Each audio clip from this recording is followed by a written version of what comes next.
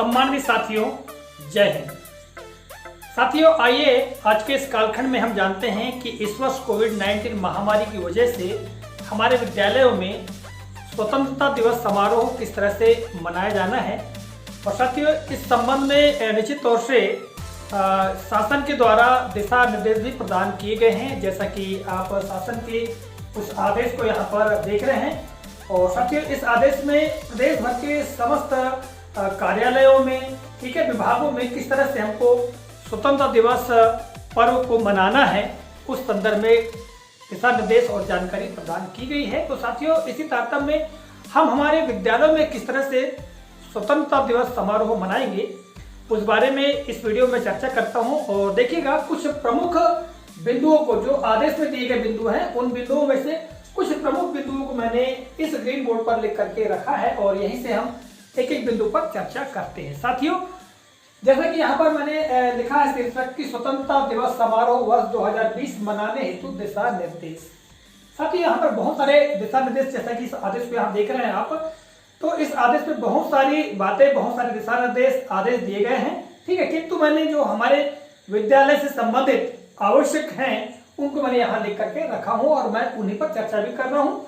तो देखिए, सबसे पहले हम कहते हैं कि बिंदु क्रमांक 2 में जो जानकारी दी गई है, तो क्या जानकारी दी गई है कि सभी शासकीय कार्यालयों पर राष्ट्रीय ध्वज फहराया जाए।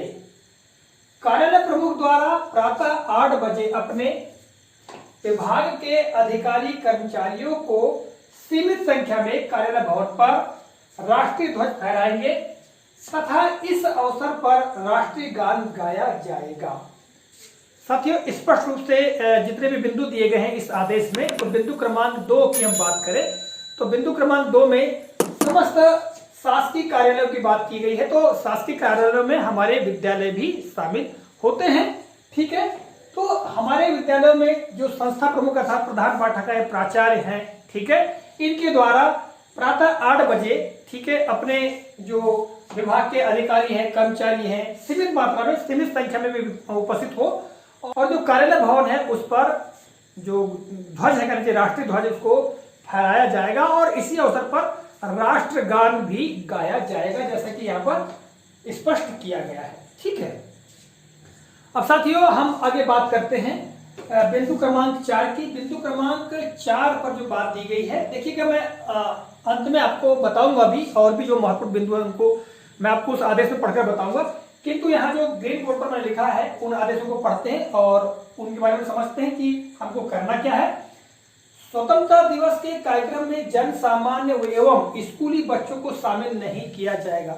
साथियों, ये बहुत ही महत्वपूर्ण बात है और हमको ध्यान रखने योग्य बात है कि स्वतंत्रता दिवस पर्व पर किसी भी प्रकार से जन सामान्य यानी ग्राम के जो वरिष्ठ नागरिक हैं, जो प्रतिवर्ष शामिल होते हैं स्वतंत्रता दिवस कार्यक्रम में, उनको शामिल नहीं करना है, यानी किसी भी तरह से वो शामिल नहीं होंगे, ठीक है। और ना ही स्कूल के बच्चे इस कार्यक्रम में सम्मिलित होंगे। केवल अगर विद्यालयों की बात करें तो प्रधान पाठक, प्राचार्य और जितने समस्त शिक्षकगण हैं, वो एक सोशल डिस्टेंसिंग का पालन करते हुए एकत्रित होंगे और जो स्वतंत्रता दिवस पर्व मनाया जाएगा, अर्थात ध्वजारोहण कार्यक्रम होगा और राष्ट्रगान गाया जाएगा, ठीक है।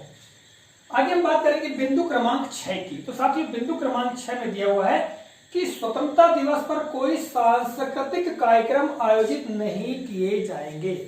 साथियों, इस बात का भी हमको विशेष ध्यान रखना है कि स्वतंत्रता दिवस पर्व के अवसर पर किसी प्रकार के भी कोई सांस्कृतिक कार्यक्रम आयोजित नहीं होंगे, जबकि प्रतिवर्ष हम इस पर्व पर धूमधाम से सांस्कृतिक कार्यक्रमों का भी आयोजन करते हैं। तो ये हमको नहीं करना है, क्योंकि इस वर्ष कोविड-19 महामारी की वजह से ये सब व्यवस्था की गई है जिससे कि हम इससे बच सके, ठीक है।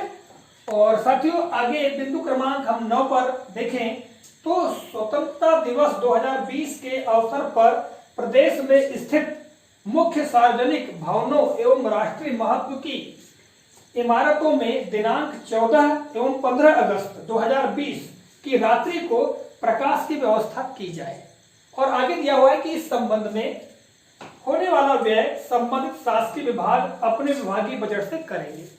तो साथियों, 14 अगस्त की रात्रि को और 15 अगस्त की रात्रि को हमको अपने विद्यालयों में, विद्यालय भवन में रोशनी की व्यवस्था करना है, प्रकाश की व्यवस्था करना है। हालांकि हम प्रतिवर्ष प्रकाश की व्यवस्था करते हैं, ठीक है। और जैसे कि यहाँ पर बजट की बात की गई है, ठीक है, वित्त की बात, तो जो प्रशासकीय विभाग है वो अपने विभाग के बजट से उसको व्यय करेंगे।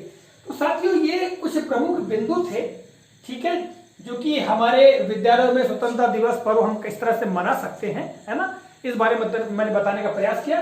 क्योंकि यहाँ पर सभी शासकीय कार्यालयों की बात की गई है, तो शासकीय कार्यालयों में हमारे जो विद्यालय है वो भी आते हैं। इसके अलावा साथियों कुछ और भी महत्वपूर्ण बिंदु, जैसे मैं यहाँ लिख लिया है बिंदु क्रमांक 3, 5 और 7, तो मैं आपको उस आदेश से ही पढ़कर बताता हूँ कि बिंदु क्रमांक 3 में क्या दिया हुआ है। तो देखिएगा, बिंदु क्रमांक 3 की हम बात करेंगे तो इसमें दिया हुआ है कि जिला स्तर एवं जनपद स्तर पर कोई भी सार्वजनिक कार्यक्रम आयोजित नहीं किए जाएंगे। किसी प्रकार से भी जिला और जनपद स्तर पर सार्वजनिक कार्यक्रम बिल्कुल भी आयोजित नहीं होंगे जिससे कि लोग जमा हो, ठीक है, या भीड़ एकत्रित हो, ऐसा कुछ भी नहीं करना है।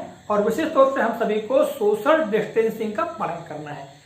और साथियों बिंदु क्रमांक 5 की हम बात करें तो बिंदु क्रमांक 5 में दिया हुआ है कार्यक्रम स्थल पर प्राथमिक चिकित्सा एवं स्वास्थ्य की आवश्यक व्यवस्था अनिवार्य रूप से की जाए। साथियों हमारे विद्यालयों में जब हम जो स्वतंत्रता दिवस पर्व मनाएंगे अर्थात ध्वजारोहण का कार्यक्रम होगा, तो उस समय वहां पर हमको क्या करना है कि प्राथमिक चिकित्सा एवं स्वास्थ्य की जो आवश्यक सुविधा है उसको हमको कर लेना होगा, क्योंकि यदि कोई घटना होती है तो हम तत्काल प्राथमिक चिकित्सा दे सके, ठीक है। इसके अलावा देखेंगे बिंदु क्रमांक 7, तो बिंदु क्रमांक 7 में भी साथियों बहुत ही महत्वपूर्ण बात दी गई है और लिखा है कि कार्यक्रम स्थल पर हैंड सैनिटाइजर, मास्क एवं सामाजिक दूरी आदि का विशेष ध्यान रखा जाए। साथियों जहां पर कार्यक्रम होना है उसको हैंड सैनिटाइज करें, हैंड मतलब हाथों से ही हम पूरे परिसर को सैनिटाइज कर दें, ठीक है। और साथ ही मास्क का प्रयोग करेंगे सभी लोग, है ना, सभी मास्क का प्रयोग करेंगे और सामाजिक दूरी अर्थात सोशल डिस्टेंसिंग का पालन करते हुए ही इस पर्व को मनाएंगे। तो साथियों ये जो कुछ महत्वपूर्ण बिंदु थे, है ना, मैंने हमारे विद्यालयों में स्वतंत्रता दिवस पर्व मनाने से संबंधित है उनको बताने का प्रयास किया। इसके अलावा बहुत सारे बिंदु यहाँ पर दिए गए हैं अन्य कार्यालयों के लिए, प्रदेश से लेकर के ग्राम पंचायत स्तर तक। तो साथियों आप चाहे तो इस आदेश को भली भांति पढ़ सकते हैं, क्योंकि ये पूरे सभी व्हाट्सएप ग्रुप में भी यह आदेश दिया गया है, आ गया है। तो साथियों इस तरह से आज के इस कालखंड में हमने सामान्य रूप से जो महत्वपूर्ण बिंदु हैं जो कि हमारे विद्यालयों के लिए आवश्यक है उन पर मैंने चर्चा की और आप लोगों को मैंने बताया कि मध्य प्रदेश शासन सामान्य प्रशासन विभाग मंत्रालय वल्लभ भवन भोपाल का जो 4 अगस्त का जो आदेश है इस पर मैंने चर्चा की। और साथियों निश्चित ही हम लोगों को कोविड-19 महामारी से बचने के लिए, इसके बचाव के लिए जो आवश्यक दिशा निर्देश है इनका पालन करते हुए इस वर्ष का स्वतंत्रता दिवस समारोह मनाना है। आशा करता हूँ ये जानकारी आपके लिए काफ़ी उपयोगी होगी। इसी आशा और विश्वास के साथ इस कालखंड में विदा लेता हूँ। अगले कालखंड में पुनः किसी नए प्रकरण को लेकर आपके समक्ष उपस्थित होऊंगा। तब तक के लिए नमस्कार, जय हिंद, वंदे मातरम।